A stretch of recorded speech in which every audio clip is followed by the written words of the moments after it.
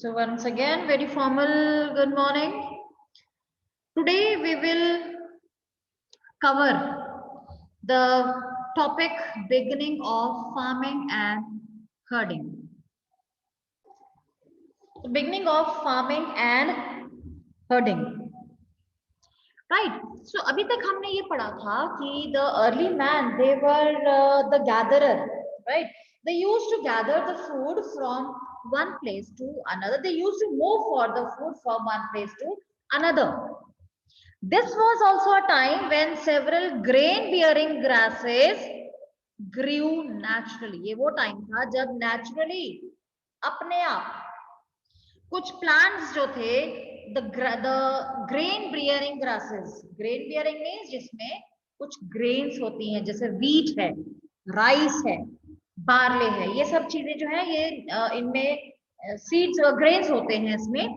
So ये naturally grow हो गए. लोगों ने शायद इसको खाया होगा. The men, women and children must have collected it. They must have eaten it, right? So they knew that they can collect these grains and they can eat these grains as their food, right? So now they had learned where these things were grown. इन्होंने शायद इस चीज को observe किया होगा कि कैसे ये चीजें उगी होंगी, कैसे ग्रो हुई होंगी, या कहीं कोई सीड गिर गया होगा और बारिश हुई और उसको पानी मिला और वो बड़ा हो गया, that ripened and it was carrying the grains, right?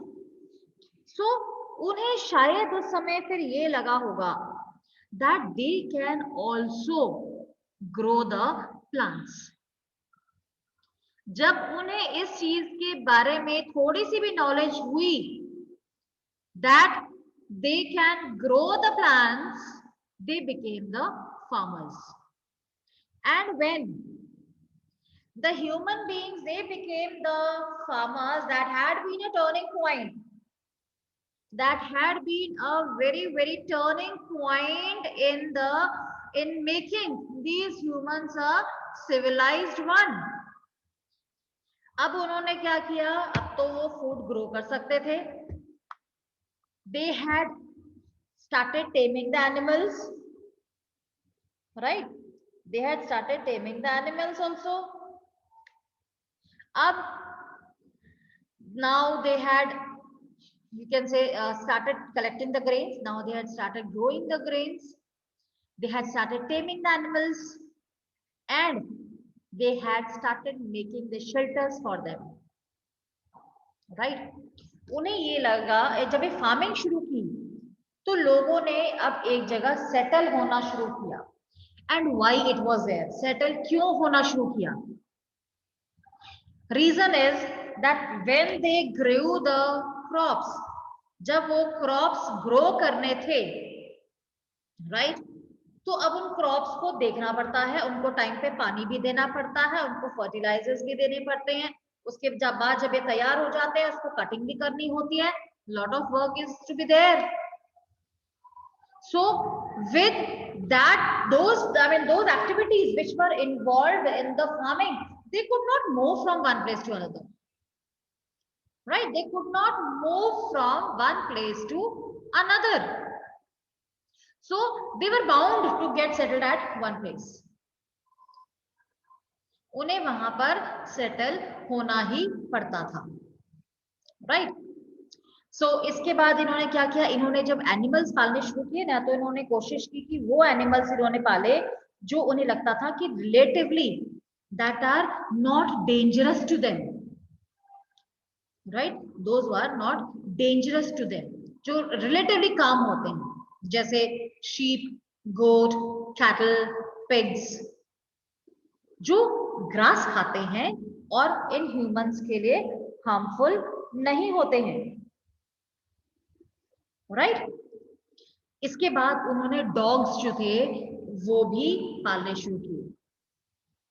वैसे ये माना जाता है that the dog was perhaps the first animal to be tamed, because उसका शायद ये रीजन रहा होगा कि जो डॉग है वो ये माना जाता है कि इंटेलिजेंट एनिमल है,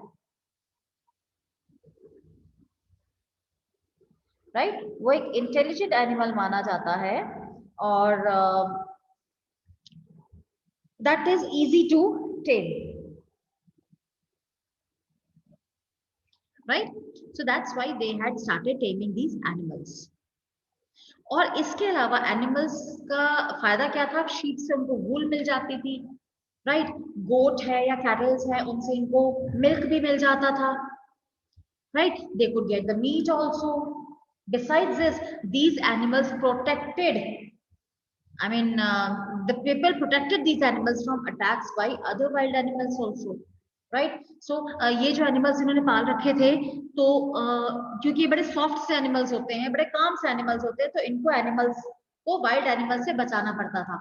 और wild animals से बचाने के लिए इनको better क्या लगता था कि dogs रख लो, because dogs जो हैं वो एक तो easy to tame भी होते हैं and they are hard on the wild animals also. They are very easily able to protect the small animals from the other bigger animals. तो शायद ये भी एक रीजन रहा होगा कि उन्होंने इनको क्यों पाला, राइट. अब यहाँ पे हमारे पास एक बहुत बढ़िया टर्म है, that is the domestication. Domestic, domestic का मतलब होता है घरे, हम वर्ड यूज करते हैं हिंदी में घरेलू, right. So domestication is the name given to the process in which people grow plants and look after animals, right. So इसको आप अंडरलाइन भी करेंगे, right, that it is the name given to the process in which people grow plants and look after animals. So domestication या पालते हैं ना, word use करते हैं टेमिंग या पालना, वो हम सिर्फ एनिमल्स नहीं पालते, हम लोग प्लांट्स भी पालते हैं. We tame the plants also. Tame means कि ऐसा नहीं कि प्लांट्स मूव करते रहते हैं यहाँ से वहां, बट यस जब हम प्लांट्स ग्रो करते हैं, हम वो प्लांट्स ग्रो करते हैं which we know that are good for us. Human beings के पास ये शुरू से बढ़िया सेंस थी, राइट, जिससे कि उनको पता था कि कौन से प्लांट्स जो हैं वो ग्रो कर सकते हैं, कौन से वो नहीं कर सकते. That's why they could never grow the poisonous plants. उन्होंने तो पॉइजनस प्लांट्स थोड़ी ग्रो किए, उनको पता था कि ये कौन से प्लांट्स जो है वो ग्रो कर सकते हैं. पता कैसे लगा, वो उनके एक्सपीरियंस से ही पता लगा, right. So very often plants and animals that are tended by people became different from wild plants and animals. सिर्फ प्लांट जो एनिमल्स होते हैं वो ही वाइल्ड नहीं होते हैं, जो प्लांट्स होते हैं वो भी वाइल्ड हो सकते हैं, right. So because the people select the plants and animals for the domestication, so they select those plants and animals that are not prone to disease. Plants और एनिमल्स नॉर्मली वो चुने जाते हैं जो पता होता है कि इनमें कोई भी डिजीज नहीं है, राइट.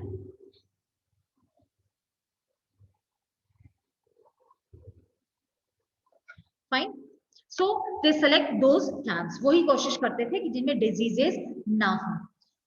प्लांट्स के लिए क्या कोशिश करते हैं कि लार्ज साइज ग्रेन्स हो, राइट, और ये एटलीस्ट इनमें इतनी कैपेसिटी हो कि जब इनमें फ्रूट्स लग जाएंगे या इन पे ग्रेन्स लग जाएंगे तो they will be able to bear the weight of those ripe grains, right. तो ये पूरी ऑब्जर्वेशन थी इन ह्यूमंस की. They were having very good observation. Even with their experience they could know what type of seeds can be used. तो जो बहुत सबसे बढ़िया प्लांट होता था ना, उसकी सीड को ये प्रिजर्व करके रखते थे और उससे और ज्यादा प्लांट्स जो थे वो ग्रो करते थे. बट ये चीजें एकदम से नहीं आई, right. It took time,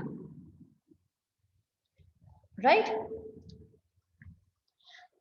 and besides this, ये तो था प्लांट्स के लिए कि प्लांट्स के लिए उन्होंने लार्ज साइज देखा और उसकी स्ट्रेंथ देखी और उसकी क्वालिटीज देखी, okay fine. What about animals? Animals भी इन्होंने वो देखे जो जेंटल थे। ऐसा ना हो कि एनिमल ऐसा पालो जो खुद के ऊपर अटैक कर ले, राइट? तो एनिमल्स जो होते हैं नॉर्मली हम वही कोशिश करते हैं कि हम वही पाले जो जेंटल हों, राइट? सो धीरे धीरे क्या हुआ कि ये एक नेचुरल प्रोसेस था कि जिसमें ह्यूमंस नहीं, वाइल्ड एनिमल्स और प्लांट्स को अलग कर दिया, डोमेस्टिकेटेड प्लांट्स और एनिमल्स को अलग कर दिया। Earlier it was not as such. जब तक ह्यूमंस को या अर्ली मैन को ये समझ नहीं थी तब तक कोई वाइल्ड एनिमल या डोमेस्टिक एनिमल जैसा कंसेप्ट थोड़ी था, बस एनिमल थे, राइट? तो जब इन्होंने इसको पालना शुरू किया तब जाके डिस्टिंग्विश होने शुरू हो गए कि these are the domesticated animals और these are the wild animals. इसके अलावा उनके पास एक अपना तरीका था ये देखने का कि वो कौन से एनिमल्स को पाल सकते हैं, कौन से नहीं पाल सकते हैं। The best way was to see the teeth, right? जो वाइल्ड एनिमल्स होते हैं उनके टीथ जो होते हैं, they have larger teeth than those of the domesticated animals. आप लोगों ने कईयों के पास शायद डॉग भी होगा, राइट? एंड यू नो जब हम डॉग्स पे अगर आप देखें ना, तो जो डॉग्स थोड़े जेंटल होते हैं ना, they will their teeth are comparatively smaller than those who are I can say not, we can not say wild one, but yes जो एक थोड़े जेंटल नहीं होते हैं। कई ऐसी ब्रीड्स होती हैं डॉग की जो बड़ी खतरनाक सी होती हैं, तो उनके कभी आप टीथ देखेंगे ना तो टीथ देख के डर जाता बंदा तो, right? So any how it was a gradual process. जैसे मैंने बताया कि कोई भी चीज एकदम से नहीं आती है, राइट? उसको बहुत सारा टाइम लग जाता है। कई चीजें जो आप आज यूज भी करते हैं ना, तो वो चीजें भी जो है बनने में उन्होंने बहुत साल लगे थे उनको, right?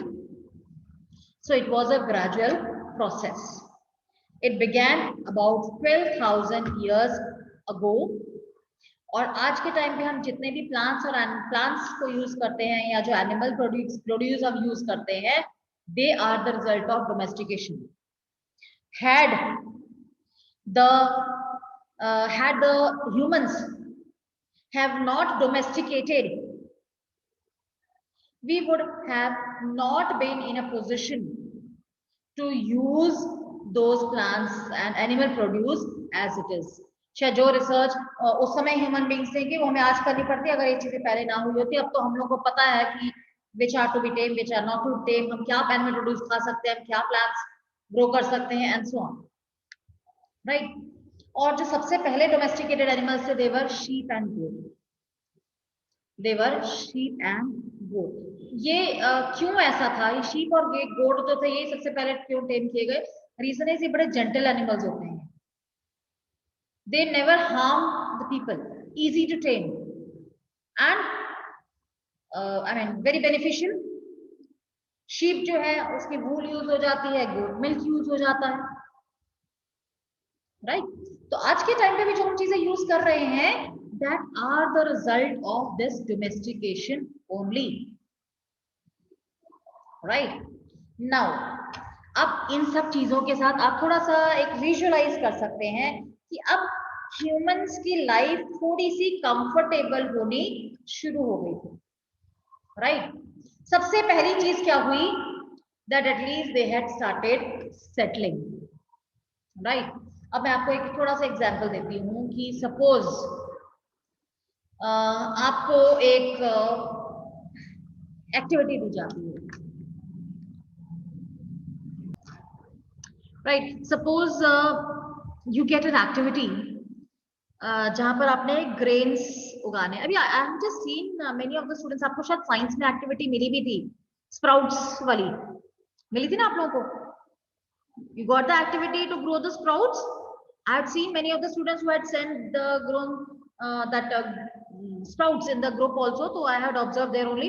So what had to be there? क्या आप लोगों ने उसको बस सीड्स डाली और आपने इसको छोड़ दिया, अपने आप ही हो गया सारा कुछ?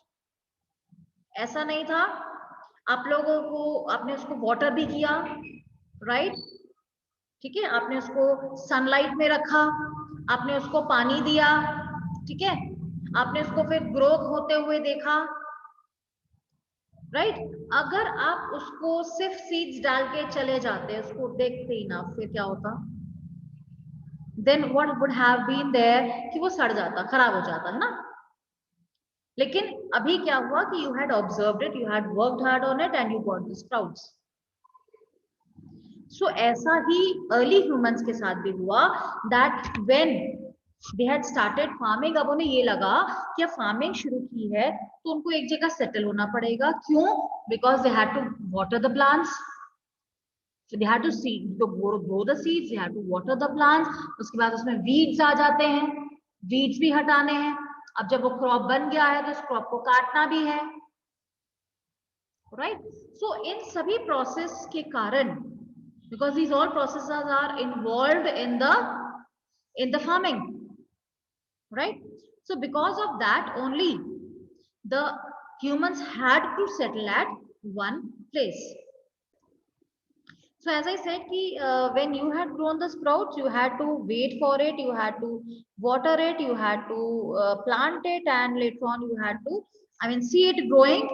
और ये अलग अलग बात है कि आपने क्योंकि इसको कहीं और यूज नहीं करना था, अगर आपने इसको खाना होता स्प्राउट्स को, तो फिर आप उसको, I mean, further you had to take it out from the place where it was grown, और उसके बाद you must have used it, right. तो ग्रेन्स जो है उनके लिए बहुत ज्यादा मेहनत की भी जरूरत होती है, so they are to be right, they have to be taken care of. So यही रीजन था कि जो ह्यूमन बींग्स है, अर्ली ह्यूमंस है, they had to settle at one place, they had started settling at one place, right? The grain had to be stored for both food and seed. तो खाली grain जो है खाने के लिए use नहीं होता था, एज अ सीड भी यूज किया जाता था ताकि इसे दोबारा ग्रो किया जा सके, राइट। तो अब लोगों ने क्या किया कि उसको यू कैन से कि स्टोर करने के लिए, अब जब इतनी ज्यादा उगनी शुरू हो गई, इतनी ज्यादा बननी शुरू हो गई है, तो ना उसको स्टोर भी करना पड़ेगा, रखना कहाँ है? तो उन्होंने क्या किया, या तो वो गड्ढा खोद के रख लेते थे, धीरे धीरे उन्होंने पॉट बनाने शुरू कर दिए, और बाद में उन्होंने बास्केट बनाने शुरू कर दी। सी होता क्या है कि इन्वेंशन जो है, और वी कैन से तभी होता है इन्वेंशन जब हमें जरूरत होती है। सो एक आपने सुना ना, necessity is the mother of invention, right. So it is a mother of invention. तो जब हमें जरूरत होगी ना किसी चीज की, तो हम उसको लेकर इन्वेंट भी कर लेते हैं। तो जब उन्हें लगा कि अब उन्होंने स्टोर भी करना है, तो उन्होंने बास्केट्स भी बन गई, उनसे पॉट्स भी बन गए, I mean storage had been there, storage रखने के लिए उन्होंने चीजें बनानी शुरू कर दी, राइट। ये सिर्फ प्लांट्स के लिए नहीं था, एनिमल्स के लिए भी था। Why? Because animals multiply naturally, right. और अगर इनका ज्यादा ख्याल रखा जाए तो they provide milk, they provide meat, right, they provide many of the things. और जो एनिमल्स होते हैं, ये रीजन है इसे हम स्टोर ऑफ फूड भी कहते हैं, राइट। ये जो एनिमल्स होते हैं, we call it a store of food. Why we call it a store of food? Because we have multiple uses of animals. बहुत सारे यूजेस होते हैं एनिमल्स के, milk, wool, food, meat, right, कितना कुछ तो मिलता है। अब eggs, I mean many things are there, right. तो इसलिए उन्हें स्टोर ऑफ फूड भी कहा जाता है, right. So more about farmers and the herders, we will do it in the tomorrow's class.